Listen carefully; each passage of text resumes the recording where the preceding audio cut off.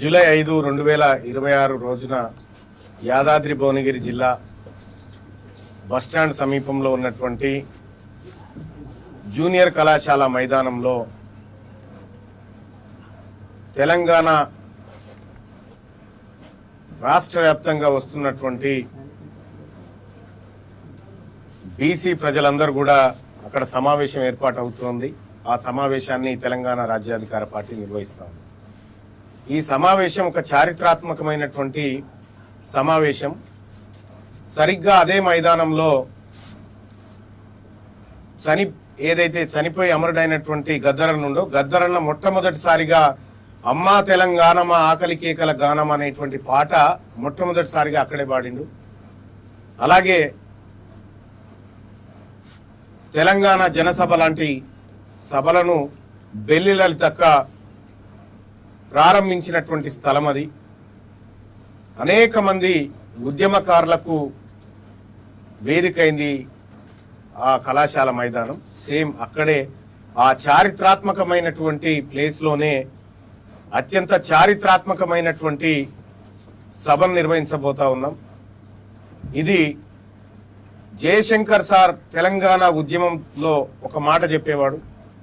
తెలంగాణ ఉద్యమం ముగిసిన తర్వాత మళ్ళీ ఒక ఉద్యమం పుట్టాలి అనేటువంటి మాట చెప్పినాడు. ఆ ఉద్యమమే ఈ ఉద్యమం. ఈ ఉద్యమంలో చాలా క్లారిటీగా తెలంగాణ రాజ్యాధికార పార్టీ చెప్తా ఉంది. ఎవరెంతో వారికంత అనేటువంటి మాట చెప్తా ఉంది. మా ఆత్మగౌరవ గీతంలో కూడా అదే మాట చెప్పినాం. ఎవరి సొమ్ము ఎవరు తినకూడదు, ఎవరెంత ఉన్నారో వాళ్లకు అంత వాటా దక్కాల్సిందే అన్ని విషయాల్లో. అది ఆర్థికం కానీ, లేదంటే సంపద పంపిణీ కానీ, అధికారం కానీ, ఉద్యోగం కానీ అన్నిట్లలో సమాన వాటా దొరకాలనేటువంటిది జయశంకర్ సార్ కలలుగన్న తెలంగాణది.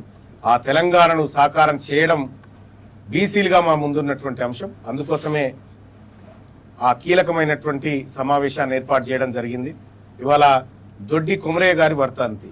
యాక్చువల్గా జూలై 4 తారీఖు రోజే మేము ఈ సభను అంటే ఇవాళే పెట్టాలనుకున్నాం. కానీ ట్రాన్స్పోర్టేషన్ ఇతర అంశాలను పరిశీలించిన తర్వాత ఆదివారం రోజు అయితే బెటర్ అనేటువంటి ఉద్దేశంతో జూలై 5 తారీఖు దాన్ని నిర్వహించడం జరుగుతూ ఉంది. అయితే ఈ సమావేశం తర్వాత తెలంగాణ రాష్ట్ర వ్యాప్తంగా ఒక భారీ పాదయాత్రకు తెలంగాణ రాజ్యాధికార పార్టీ ప్లాన్ చేస్తూ ఉంది. ఆ డేట్ను కూడా అతి త్వరలోనే మీ అందరికీ అనౌన్స్ చేయడం జరుగుతూ ఉంటుంది. మరీ ముఖ్యంగా నేను డిజిటల్ మీడియాని ఒక విషయాని కోసం మీ అందరినీ ఆ సభకు రావాల్సిందిగా ఆహ్వానిస్తా ఉన్నా. ఎందుకు ఆహ్వానిస్తున్నా అంటే ఈ చారిత్రాత్మకమైనటువంటి అంశం, అందులో జరిగేటువంటి పరిశోధనతో కూడినటువంటి చర్చ, అది అందరికీ రావాల్సినటువంటి సబ్జెక్టు. ఎందుకంటే చాలా మంది ప్రొఫెసర్లు కొన్ని నెలల పాటు దానిపైన రీసెర్చ్ చేసి బయటికి తీసుకొస్తున్నటువంటి సందర్భంలో దాన్ని నేనే ప్రజెంట్ చేయబోతా ఉన్నా. సో దానికి సంబంధించినటువంటి సబ్జెక్ట్ అనేది కూడా ఈనాటి యువతరంగా ఉన్నటువంటి డిజిటల్ మీడియా తెలుసుకోవడం చాలా ఇంపార్టెంట్. ఎందుకంటే రీసెర్చ్ పేపర్లు ఈ జర్నలిస్టులకు చాలా ఉపయోగపడతాయి. ఆ రీసెర్చ్ పేపర్లన్నింటినీ కూడా అక్కడ బయట పెట్టబోతా ఉన్నాం. చాలా భయంకరమైనటువంటి లెక్కలు మీ ముందుకు రాబోతా ఉన్నాయి. కాబట్టి వీటన్నిటికీ మీరు సాక్ష్యంగా నిలవాలని మీ అందరికీ నేను ఒక లింక్ పంపించి ఆ లింక్ ద్వారా ప్లే చేయమనొచ్చు. కానీ మీరు ప్రత్యక్షంగా క్లాస్ వినాలని. జరగబోతుంది సభ కాదు, సభలో ఒక బ్రహ్మాండమైన క్లాస్ జరగబోతా ఉంది. ఇదివరకు దాకా ఏ సభలో కూడా అట్లాంటి విధానంలో జరగలేదు.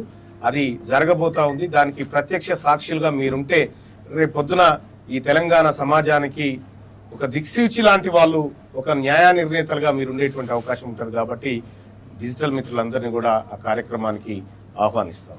ఈ సభా వేదిక ద్వారా రాజీనామా చేయబోతున్నట్టు వార్తలు వస్తూ ఉన్నాయి. అంటే పాదయాత్ర చేసేది ఒకవేళ చేయాలనుకున్నట్టు ఏంటంటే రాజీనామా చేసి పాదయాత్ర చేయాలనుకున్న విమర్శలు కూడా బయట వినబడతాం. అంటే వాళ్ళ విమర్శల కోసం, వాళ్ళ పొగడతల కోసం నేను పదవిలో లేను. నేను మీ అందరికీ తెలుసు, ఎమ్మెల్సీ అయిన తర్వాత శాసన మండలిలో నేను లేవనెత్తినటువంటి ప్రశ్నలకు, నేను మాట్లాడుతున్నటువంటి విధానానికి మీ అందరు మీ ఛానళ్ళలో వస్తూనే ఉంటుంది. నేను ఏం మాట్లాడుతున్నా, ఏ ప్రజల కోసం మాట్లాడుతూ ఉన్నా, ఒకవేళ అర్జెంటుగా తీర్మానం వల్ల ఈ సభ నుంచి వెళ్ళిపోవాలని వాళ్ళు కోరుకుంటారు. కానీ మేము పోవడానికి సిద్ధంగా లేము. అటు శాసన మండలి, ఇటు శాసనసభ ఈ రెండింటిని కైవసం చేసుకుంటాం 2028 కల్లా.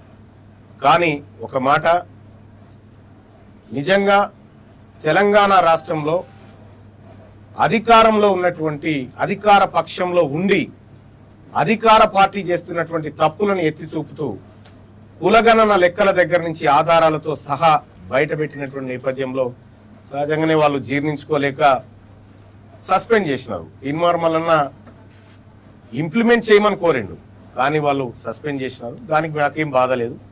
సో ఇవాళ మంచికో చెడుకో తెలంగాణ రాష్ట్రంలో బీసీలకు, మెజారిటీ పక్షాలైన బీసీలకు ఒక రాజకీయ పార్టీ ఏర్పడింది. నేను ఈ వేదిక మీద నుంచి ఒక మాట చెప్తా ఉన్నా. 2.5 సంవత్సరాల నుంచి రేవంత్ రెడ్డి గారు మీరు బీసీలకు సంబంధించినటువంటి సప్లాన్ అమలు చేయడంలో విఫలమైరు. 42% రిజర్వేషన్ ఇస్తా అని మోసం చేశారు. మీరు సభలో కూడా చూసిండ్రు, ఇది దొంగ బిల్లు, దీని ద్వారా 42% రిజర్వేషన్ రాదు అని నేను బల్లబుద్ధి వాదించి చెప్పిన ఆలోచన మీ అందరూ తెలుసు. సో బీసీలకు కామారెడ్డి డిక్లరేషన్ లో ఇచ్చినటువంటి అన్ని అంశాల్లో ఫెయిల్ అయింది కాబట్టి ముఖ్యమంత్రి రేవంత్ రెడ్డి గారిని తక్షణమే తప్పించాలి. ఎందుకంటే పక్కన కర్ణాటక రాష్ట్రంలో మా బీసీ ముఖ్యమంత్రిని తీసేసి ఓసీ ముఖ్యమంత్రిని పెట్టారు కాబట్టి దానికి బదలాయింపుగా రేవంత్ రెడ్డిని తొలగించి మహేష్ కుమార్ గౌడ్ ను సీఎం చేయాలని చెప్పి కోరుతాం. అంటే పట్టభద్రులు ఎమ్మెల్సీగా ఎన్నికైనటువంటి మీరు నిరుద్యోగుల సమస్యల గురించి ప్రస్తావించడంలో మళ్ళీ విఫలమైపోయింది అన్నటువంటి ఆరోపణలు కూడా బలంగా వినపడతాయి. కేవలం ఏమైనా మాట్లాడితే బీసీ సామాజిక వర్గం, బీసీ రాజ్యాధికారులు మాట్లాడుతున్నటువంటి వాళ్ళు అశోక్ నగర్, దిల్సుఖ్ నగర్ అంత పెద్ద ఎత్తున నిరుద్యోగ రోడ్ల మీదకి వస్తా ఉంటే ఎందుకు వెళ్ళట్లేదు అన్నటువంటి. నేను ఒక మాట అడుగుతా ఉన్నా. తెలంగాణ రాష్ట్రంలో ఇటీవల కాలంలో సమగ్ర కులగణన లెక్కలు బయటకు వచ్చినాయి. రాష్ట్ర ప్రభుత్వం బయటపెట్టింది. రాష్ట్ర ప్రభుత్వం బయటపెట్టినటువంటి సందర్భంలో అందులో ఒక కీలకమైనటువంటి డాటా బయటకు వచ్చింది. ఏంది? తెలంగాణ రాష్ట్రంలో ఈడబ్ల్యూఎస్ కోటాకు అర్హత ఎంతమందికి ఉంది అంటే 5% మందికి కూడా అర్హత లేదని తేలింది. మరి 5% మందికి 10% రిజర్వేషన్, 60% ఉన్న బీసీలకు 27% రిజర్వేషన్. మరి ఇప్పుడు రెడ్లు వెలమలకు ఉద్యోగాలు రావాలని తీన్మార్ మల్లన్న కొట్లాడాల్సినటువంటి అవసరం ఉందా? ఖచ్చితంగా నేను ముఖ్యమంత్రి గారికి 3 లెక్కలు రాసిన, ఈడబ్ల్యూఎస్ ని సవరించాలని చెప్పిన, ఈడబ్ల్యూఎస్ ని తాజా డాటా ఆధారంగా సవరించాలని చెప్పిన, ఆయన సవరించట్లేదు.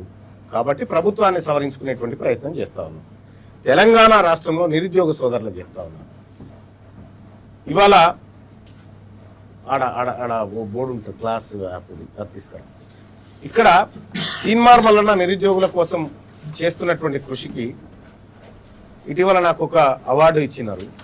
తీన్మార్ మల్లన్న ఎడ్యుకేషన్ యాప్ అని ఒకటి 2-3 సంవత్సరాల క్రితం ప్రారంభిస్తే కొన్ని వేల మంది దాని ద్వారా ఉద్యోగాలు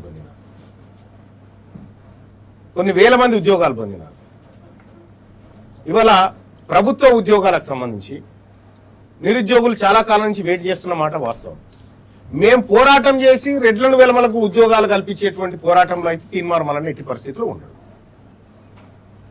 ఇది సవరించిన తర్వాత నోటిఫికేషన్లు వేయాలి, మా బిడ్డలకు 42% రిజర్వేషన్ ఇచ్చి నోటిఫికేషన్ వేయాలనేటువంటి ఉద్దేశంతో ఇదిగో ఇటీవల కాలంలో ఈ యాప్ ద్వారా చదువుకుంటున్నటువంటి పిల్లలు తీన్మార్ మల్లన్న ఎడ్యుకేషన్ అనే యాప్ ఉంటుంది. ఒకే ₹1 గ్రూప్ 1, గ్రూప్ 2, గ్రూప్ 3 అన్ని కోర్సులను ఫ్రీగా అందించాలనేటువంటి ఉద్దేశంతో చేస్తున్నటువంటి ఒక ప్రయత్నం. సో ఎడ్యుకేషన్ విషయంలో కానీ నిరుద్యోగుల విషయంలో కానీ నాకు ఎలాంటి డౌట్ లేదు. నేను ఖచ్చితంగా నిరుద్యోగుల పక్షాన, మెజారిటీ నిరుద్యోగులుగా ఉన్నటువంటి బీసీల పక్షాన, ఎస్సీ ఎస్టీ మైనారిటీల పక్షాన ఖచ్చితంగా మాట్లాడతా. దొంగతనంగా ఉద్యోగాలు కొట్టుకపోతున్నటువంటి అప్పర్ క్యాస్ట్ వర్గం ఏదైతే ఉందో దాన్ని కట్ చేసేదాకా వదిలిపెట్ట. తమిళనాడులో ఈడబ్ల్యూఎస్ కోటా ఇంప్లిమెంటేషనే లేదా, ఇక్కడ కూడా ఇంప్లిమెంట్ చేయడానికి వీల్లేదు. భారత రాజ్యాంగంలోని ఆర్టికల్ 103 అమెండ్మెంట్ ప్రకారం ఈడబ్ల్యూఎస్ అనేది భారత పార్లమెంట్ రూపొందించిన అమలు రాష్ట్రాల పరిధిలోది కాబట్టి రేపొద్దున బీసీ ప్రభుత్వం ఏర్పడ్డ తర్వాత ఈడబ్ల్యూఎస్ కంప్లీట్ గా రద్దు చేస్తాం. ఇప్పుడున్నటువంటి నిరుద్యోగులు నిజంగా నష్టపోయారని భావిస్తే ఏజ్ రిలాక్సేషన్ ఇచ్చైనా సరే మళ్ళీ వారిని ముందుకు తీసుకొస్తాం తప్ప ఎట్టి పరిస్థితుల్లో మా ఉద్యోగస్తులకు అన్యాయం జరగలేదు.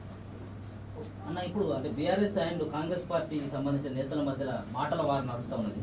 సో మీరు ఒక ఎమ్మెల్సీగా ఎట్లా చూస్తారు దాన్ని? నేనేమంటున్నా, మీరు అప్పు గింత చేసినారు, 4.5 లక్షల కోట్ల అప్పు చేసినారు అని చెప్పేమో బీఆర్ఎస్ వాళ్ళు చెప్తా ఉన్నారు.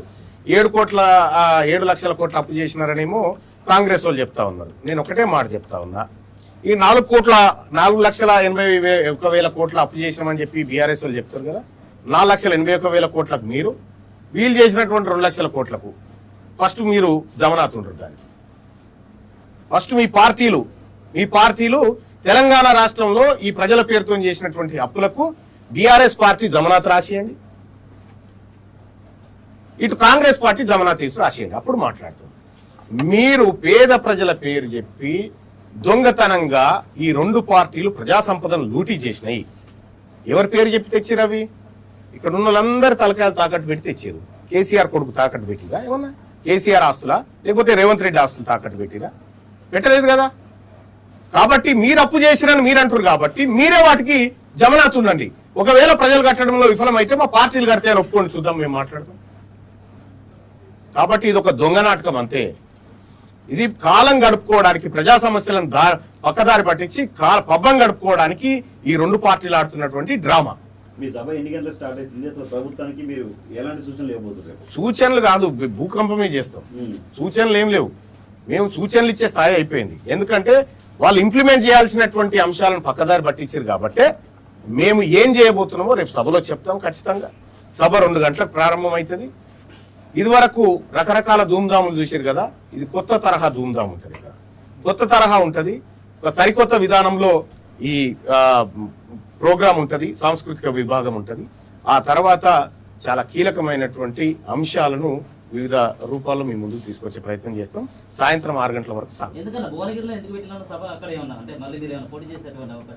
భువనగిరి అని కాదు, నాది వాస్తవానికి నా కాన్స్టిట్యున్సీ ఆలేరు కాన్స్టిట్యున్సీ. ఇప్పుడు నేను ఎమ్మెల్సీగా కూడా ఆలేరు కాన్స్టిట్యున్సీ ప్రోటోకాల్లోనే ఉన్నాను.